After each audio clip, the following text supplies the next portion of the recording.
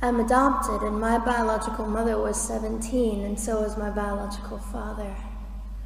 She was 7.5 months pregnant when she decided to go to Planned Parenthood, which is the largest abortion provider in the world, and they counseled her to have a late-term saline abortion, which is a saline salt solution that is injected into the mother's womb. The baby gulps that solution, it burns the baby inside and out, and then she is to deliver a dead baby within 24 hours. And to everyone's great shock and surprise, I didn't arrive dead but alive on April the 6th, 1977 in a Los Angeles County abortion clinic. What's fantastic about this, about the perfect timing of my arrival, is that the abortionist was not on duty yet. So he wasn't even given the opportunity to continue on with his plan for my life, which was death. And I know that I am in a government building, and a beautiful one it is, and I love your country as well as my own. But I know in the age that we live in, it is not at all politically correct to say the name of Jesus Christ in places like this. To bring him into these sorts of meetings, because his name can make people so terribly uncomfortable. But I didn't survive so I could make everyone comfortable. I survived so I could stir things up a bit. And I have a great time doing it.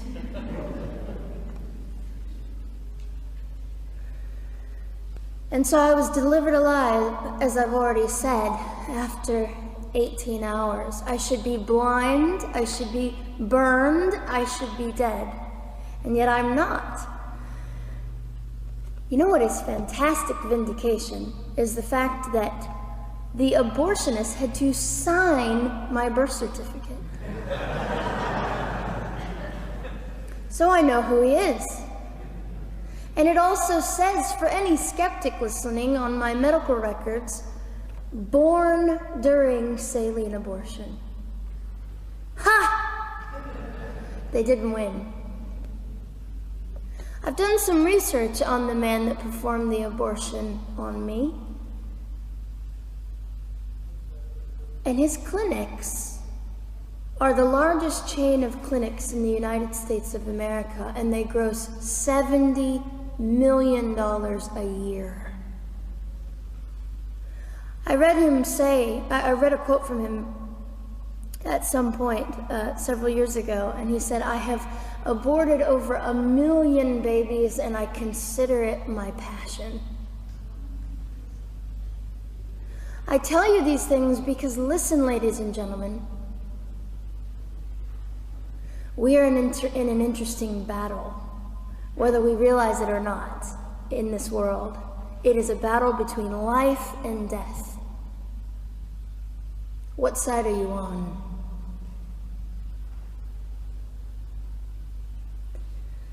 So a nurse called an ambulance and had me transferred to a hospital, which is absolutely miraculous. Generally, the practice at the time, and up until 2002, was, in my country, was to end the life of an abortion survivor by strangulation, suffocation, leaving the baby there to die, or throwing the baby away.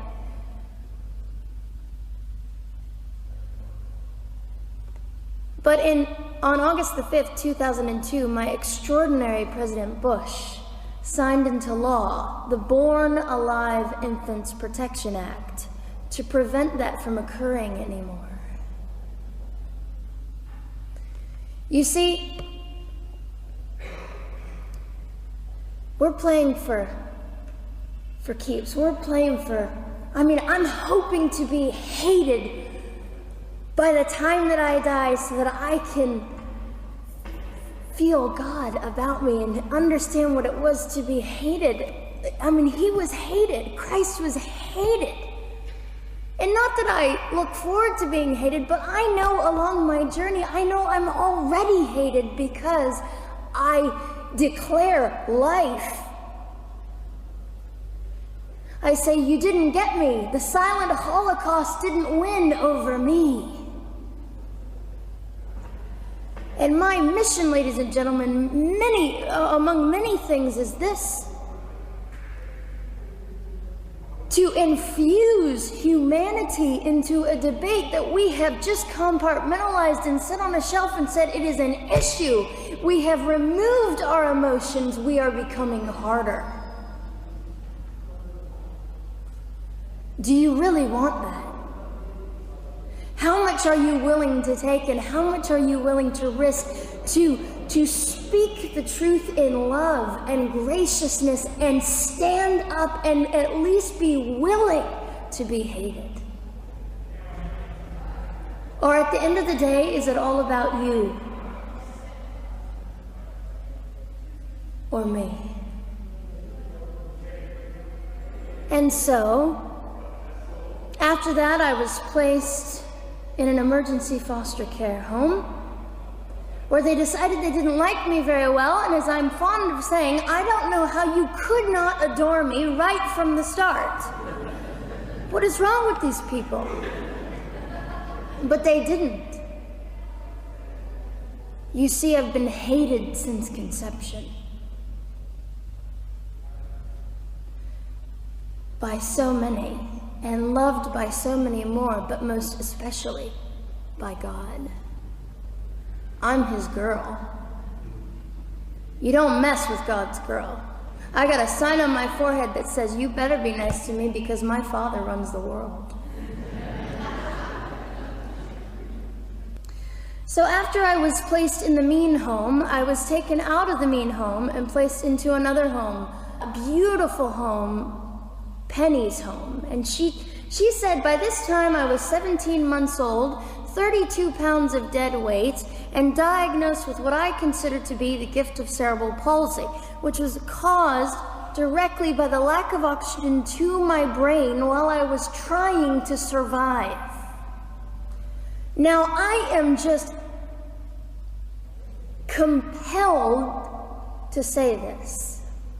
If abortion is merely about women's rights, ladies and gentlemen, then what were mine? There was not a radical feminist standing up and yelling about how my rights were being violated that day. In fact, my life was being snuffed out in the name of women's rights. And ladies and gentlemen, I would not have cerebral palsy had I not survived all of this. So when I hear the appalling, disgusting argument that we should have abortions because the child just might be disabled, oh, the horror that fills my heart. Ladies and gentlemen, there are things that you will only be able to learn by the weakest among us. And when you snuff them out, you are the one that loses. The Lord looks after them, but you are the one that will suffer forever.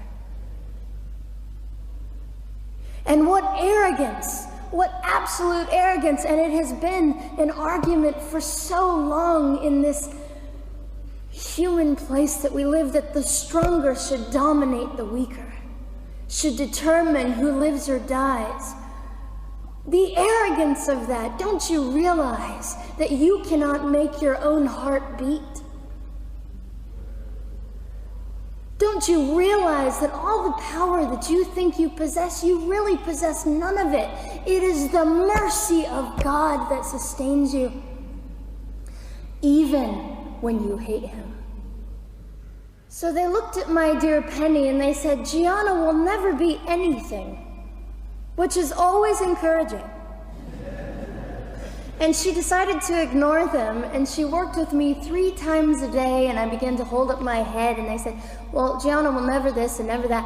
Long story shorter, I was walking by the age of 3.5 with a walker and leg braces, and I stand up here today with a mild little limp and without a walker and leg braces. I fall gracefully sometimes and very ungracefully at other times, depending on the situation, but I consider it all for the glory of God.